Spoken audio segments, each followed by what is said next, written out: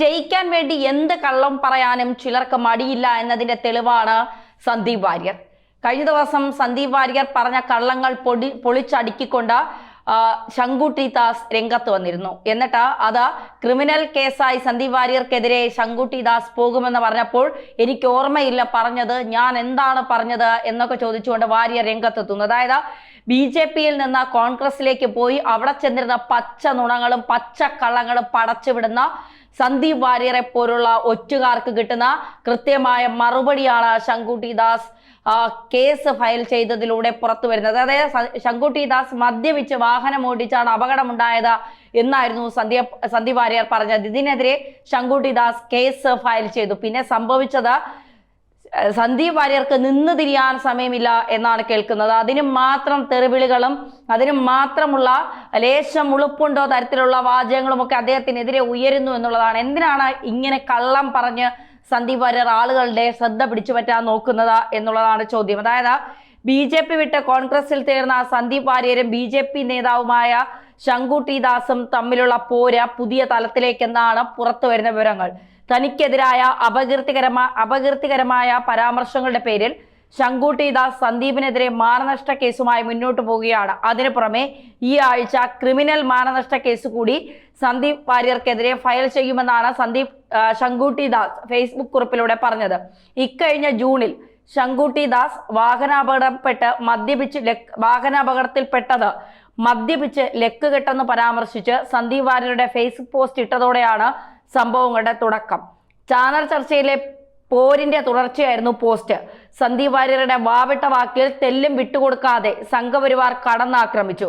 Channel ചർച്ചയിൽ തോറ്റതിന് സന്ദീപ് വാര്യർ കലിപ്പ് തീർക്കുന്നു എന്നായിരുന്നു ശങ്കുട്ടി ദാസിന്റെ മറുപടി. 2022 ജൂണിൽ മലപ്പുറം തിരൂരിൽ ശംഖുവിനുണ്ടായ റോഡ് അപകടത്തെ പരാമർശിച്ചായിരുന്നു സന്ദീപിന്റെ പോസ്റ്റ്. കഴിഞ്ഞ ദിവസം ആവശ്യമില്ലാതെ ചർച്ചയ്ക്കിടെ വ്യക്തിപരമായി അവഹേളിക്കാൻ ശ്രമിച്ചുകൊണ്ട് മാത്രം തിരിച്ചു പറയേണ്ടി വന്നതാണ്. മദ്യപിച്ച് ലക്കുകെട്ട വാഹനാപകടത്തിൽപ്പെട്ടപ്പോൾ ഓടിച്ചെന്ന് കഴിയുന്ന സഹായങ്ങൾ ചെയ്തു കൊടുത്തിട്ടുണ്ട്. എന്താണ് സംഭവിച്ചതെന്ന് പുറത്തു പറയാതെ വളർന്നു വരുന്ന ചെറുപ്പക്കാരനല്ലേ എന്ന പരിഗണന നൽകിയിട്ടുണ്ട്. കടുത്ത മദ്യപാനശീലത്തിന് ഇരയായിരുന്ന ആൾക്ക് അത് തിരുത്താനുള്ള അവസരമായിരിക്കട്ടെ എന്ന് കരുതി അത്രമാത്രം. മിത്രങ്ങളോടാണ് വെറുതെ ചൊറിയാൻ വരരുത്, നിങ്ങളെ കൊണ്ട് കൂട്ടിയാൽ കൂടില്ല. അതീവ ഗുരുതരമായിരുന്നു ശംഖുവിനുണ്ടായ പരിക്കുകൾ. 1 മാസത്തെ ആശുപത്രിവാസത്തിന് ശേഷമാണ് തിരിച്ചു വന്നത്. അന്ന് ശംഖുവിനൊപ്പം സഹായവുമായി സന്ദീപ് വാര്യറും ഉണ്ടായിരുന്നു. അന്നൊന്നും പറയാത്ത ആരോപണമാണ് സന്ദീപ് പിന്നീട് ഉയർത്തിയത്. താൻ മദ്യപാനിയാണെന്നും അതുമൂലമാണ് അപകടം ഉണ്ടായത് എന്നുമുള്ള സന്ദീപിന്റെ ആരോപണത്തെ തെളിവ് സഹിതം ഖണ്ഡിച്ചുകൊണ്ട് ശങ്കുട്ടി ദാസ് ഫേസ്ബുക്കിൽ മറുപടിയും പറഞ്ഞിരുന്നു.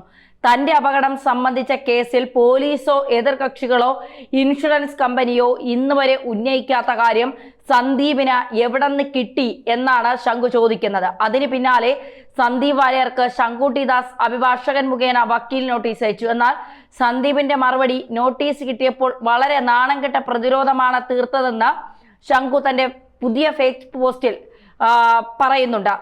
ഞാൻ എൻ്റെ പോസ്റ്റിൽ ഉദ്ദേശിച്ചത് ശങ്കുട്ടി ദാസിനെ അല്ല, ശങ്കുട്ടി ദാസ് ആണെന്ന് ഞാൻ ഒരിടത്തും പറഞ്ഞിട്ടുമില്ല. ശരിക്കും ഞാൻ ഉദ്ദേശിച്ചത് വേറെ ആരെയോ ആണ്.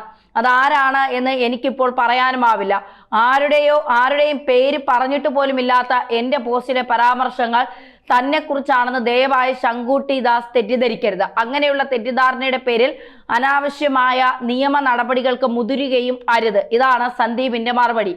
ഒരിച്ചിരിയെങ്കിലും ഉളുപ്പ് വേണ്ടേ എന്നാണ് ശംഖുവിന്റെ ചോദ്യം. നിയമ നടപടികളുമായി മുന്നോട്ട് പോകാനാണ് BJP ബൗദ്ധിക വിഭാഗം ചുമതലക്കാരനും കഴിഞ്ഞ നിയമസഭാ തെരഞ്ഞെടുപ്പിൽ തൃത്താല സ്ഥാനാർത്ഥിയുമായ ശങ്കുട്ടി ദാസ് ഉറപ്പിച്ചു പറയുന്നത്. അതായത് എന്തായാലും ഇതിൽ നിന്ന് പിന്നോട്ടില്ല എന്നായിരുന്നു ശങ്കുട്ടി ദാസ് കൃത്യമായ നിലപാട് സ്വീകരിച്ചത്. അപകീർത്തി കേസ് കൊടുത്താൽ സന്ദീപ് ആദ്യ അവസരത്തിൽ രാഹുൽ ഗാന്ധിയുടെ മാതൃക പിന്തുടർന്ന് ലേലു അല്ലു പറഞ്ഞു കഴിഞ്ഞാൽ കഴിച്ചിലാവുമെന്നും ശങ്കു തന്റെ പോസ്റ്റിൽ പരിഹസിച്ചിട്ടുണ്ട്.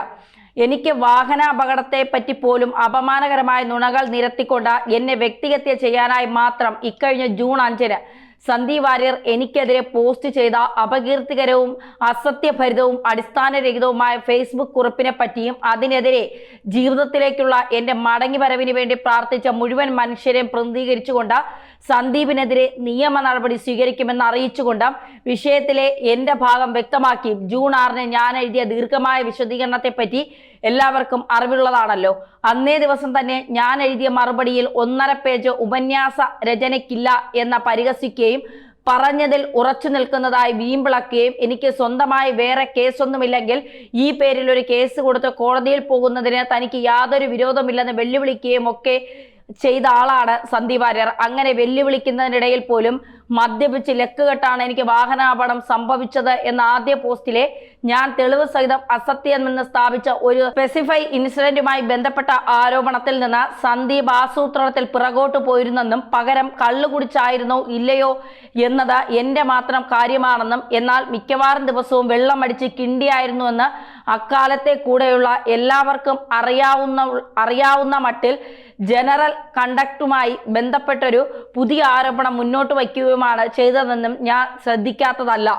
എന്നാൽ ചാനൽ ചർച്ചയിൽ തോറ്റതിൻ്റെ കേവലമായ വ്യക്തിവിരോധം കൊണ്ട് മാത്രം ഇത്ര ഹീനമായ സ്വഭാവഹത്യയ്ക്ക് തുനിഞ്ഞൊരാൾക്ക് അത് തിരുത്താനുള്ള ന്യായമായ അവസരം നൽകിയിട്ട് പോലും അതിന് വഴങ്ങാതിരിക്കുമ്പോൾ കൂടുതൽ മറുപടികൾക്ക് മുതിരേണ്ടതില്ല, നിയമത്തിന്റെ വഴി തന്നെ സ്വീകരിക്കാം എന്ന് ഞാൻ നിശ്ചയിക്കുകയായിരുന്നു. ഇങ്ങനെയായിരുന്നു ശങ്കുട്ടി ദാസിന്റെ പോസ്റ്റ്.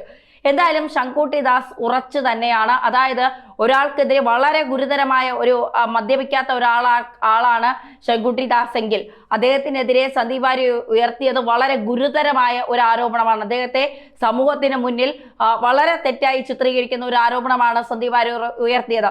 കഴിഞ്ഞ ദിവസം സതീശനെ കൊണ്ട് ബോംബ് പൊട്ടിക്കുമെന്ന് പറഞ്ഞുകൊണ്ട് സി കൃഷ്ണകുമാറിന്റെ പഴയ കുറെ കാര്യങ്ങൾ എടുത്തുകൊണ്ട് വന്ന് തേഞ്ഞൊട്ടിപ്പോയ ആളാണ് സന്ദീപ് വാര്യർ. അതായത് സന്ദീപ് വാര്യറിനെ പ്രൂവ് ചെയ്യണം, ഞാൻ പാർട്ടിക്കൊരു പ്രതിസന്ധി വന്നപ്പോൾ പാർട്ടിക്കൊപ്പമാണ് ഞാൻ നിൽക്കുന്നത്, പാർട്ടിയെ സഹായിക്കാൻ BJP-ക്കാരുടെ താൻ BJP-യിൽ ഉണ്ടായിരുന്നപ്പോൾ കേട്ടതും കേൾക്കാത്തതുമായ കഥകൾ മുഴുവൻ ഞാൻ കോൺഗ്രസ്സുകാർക്ക് പറഞ്ഞു കൊടുക്കും, അതിലൂടെ അവർക്ക് പ്രതിരോധം തീർക്കാൻ പറ്റുമെങ്കിൽ അവർ പ്രതിരോധം തീർക്കട്ടെ, അങ്ങനെ ഈ രാഹുൽ മാങ്കൂട്ടവുമായുള്ള ചർച്ച എങ്ങനെയെങ്കിലും വഴിതിരിച്ചു വിടണം, അങ്ങനെ വഴിതിരിച്ചു വിട്ടാൽ ഞാൻ പാർട്ടിയിൽ എല്ലാവർക്കും ഒരു വേണ്ടപ്പെട്ട നേതാവായി മാറും, എല്ലാവരും ശ്രദ്ധിക്കപ്പെടും, അങ്ങനെയാണ് എങ്കിൽ അടുത്ത തിരഞ്ഞെടുപ്പിൽ പാലക്കാടോ തൃശ്ശൂരോ എനിക്കൊരു സ്ഥാനം കിട്ടും, എനിക്കൊരു സീറ്റ് കിട്ടും. ഇങ്ങനെയൊക്കെയാണ് സന്ദീപ് വാര്യരുടെ ഒരു ചിന്തയും തോന്നലുകളും എന്നൊക്കെ പറയുന്നത്. പക്ഷേ ഇതിനെയൊക്കെ പൊളിച്ചടുക്കുകയാണ് പലപ്പോഴും BJP. തോറ്റ് തുന്നം പാടുന്ന ഒരു അവസ്ഥയിലാണ്. കഴിഞ്ഞ ദിവസം യുവരാജ് ഗോകുലൊക്കെ ചാനൽ ചർച്ചയിലിട്ട് മച്ചി പശു മറ്റെവിടേക്ക് പോയാലും മച്ചി തന്നെയാണ് എന്നൊക്കെ പറഞ്ഞുകൊണ്ട് വലിച്ചു കീറി ഒട്ടിക്കുന്ന ഒരു സ്ഥിതിയൊക്കെ നമ്മൾ ഉണ്ടായി. സതീശൻ പറയുന്നത് ഇനി മിണ്ടിപ്പോകരുത്, BJP-ക്കാരുടെ എന്തെങ്കിലും നുണകൾ കൊണ്ട് ഇങ്ങോട്ട് വന്ന് വീണ്ടും നാണം കെടുത്താൻ ശ്രമിച്ചാൽ നിന്നെ വച്ചേക്കില്ല എന്നൊക്കെയുള്ള നിലപാട് കോൺഗ്രസും VD സതീശനും ഒക്കെ എടുക്കുന്നു.